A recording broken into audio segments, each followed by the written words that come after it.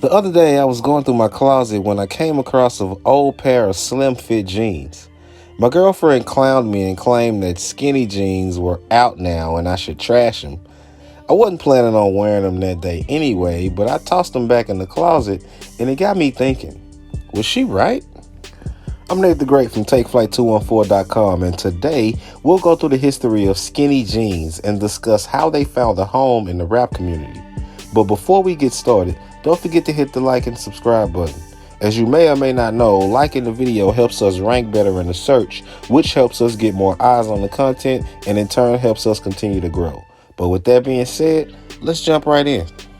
It's pretty widely accepted that the pioneers of slim fit or quote-unquote skinny pants in hip-hop were Grandmaster Flash and the Furious Five. Back in 1982, they released their debut, The Message, a funk-inflicted single that would pioneer hip-hop's formation. The group entered the game during the transition in the culture between the glam rock mid-70s and the athleisure of the 80s. The Furious Five style was an exciting amalgamation, part glam drama, part biker gang, and part 80s pop opulence. The group always set themselves apart, with bold hardware, animal furs, and layered fringe adornments. Whether denim, leather, or suede, the Furious Five always had a certain fit to their pants. When you think of RunDMC, you almost always think of Adidas and Kangos.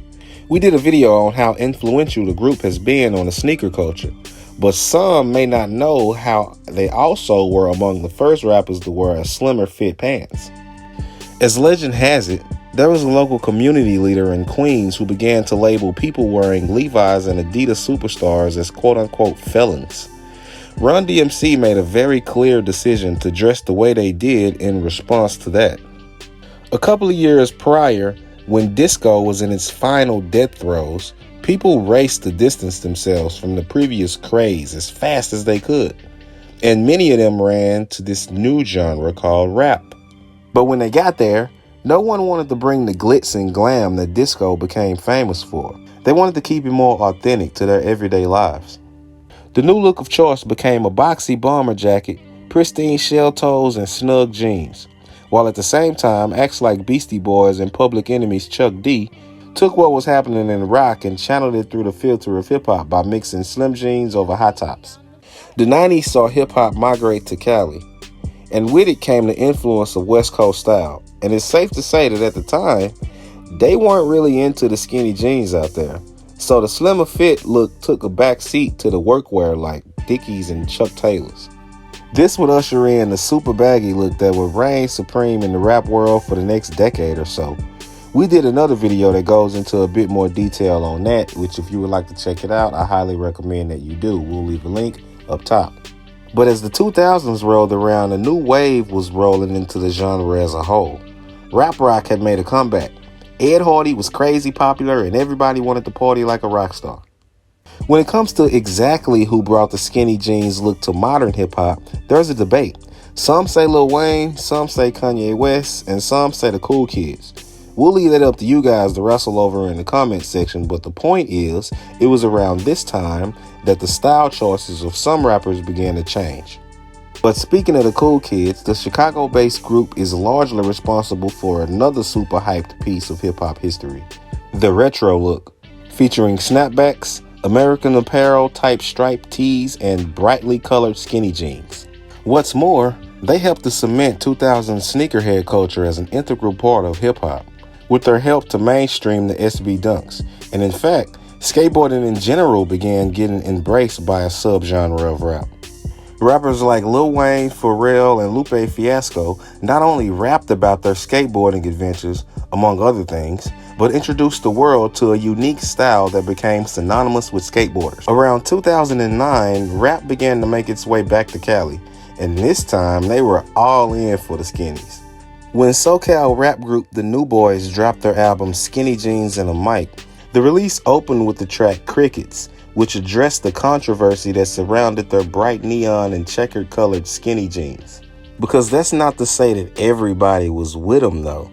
In 2008, Jay-Z even went so far as to make a song taking shots at the new trend, citing how he couldn't rock skinny jeans because, quote, his knot wouldn't fit.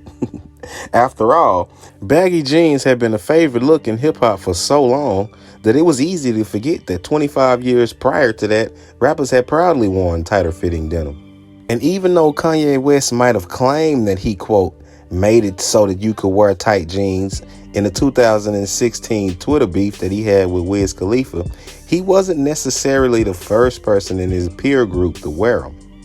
But being honest, Kanye was right to contend that he was the first to make designer skinny jeans a thing. After all, it was Kanye that stormed Taylor Swift's 2009 VMA speech wearing a pair of Balmain biker jeans. And in 2010, he introduced the rap world to the Dior denim line on the track Christian Dior Denim Flow. Ultimately, he did play a huge role in bringing the more tailored jean look to mainstream. Lil B should also be mentioned here as he rode hard for the skinny jeans, along with some other more questionable style choices, but he made tons of references to them in his songs. And though some rappers go through a style evolution, and some go through a full-on metamorphosis, channeling a different vibe entirely, the previously mentioned Lil Wayne underwent the latter.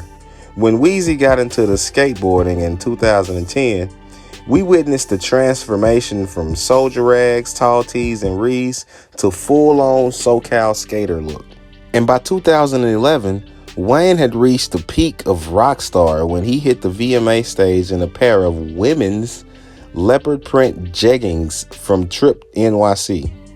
Also, another fun note, after talking shit about him, Jay-Z would begin being spotted in a slimmer fitted jean as well, having to eat a bit of crow and admit that the style cues were changing. After a decade-long reign, the skinny jean reached its peak in 2017. No longer a symbol of subversion, the skinny's place in mainstream rap was secured by Mike Amari, whose jeans became a staple for acts like the Migos, 21 Savage, and Lil Uzi Vert. And while his designs might not have all the hallmarks of the traditional rock and roll style, such as rips, bandana patches, and chain embellishments, he says he doesn't see his design aesthetics connecting to the genre of music itself, but rather the modern rock star of today. I say, yeah, whatever. I really hate when people say the silly stuff like this in an attempt to sound all profound, but hey, don't get me started. By 2017, skinny jeans became even tighter and were more distressing, and often paired with chunky sneakers like Balenciaga's Triple S or Yeezy's military boot. Today's nostalgia-driven trend cycles have seen some revert back to a more baggy look, while others split the difference between not so baggy and not quite skinny, more slim jeans fit. I can see a case to be made that skinny jeans are out now.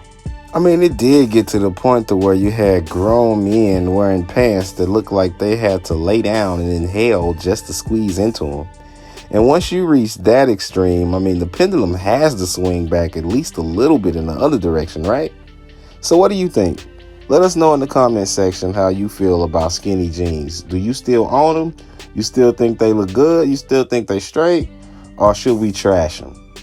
But anyway, till next time, I'm Nate the Great from TakeFlight214.com, signing out. Peace.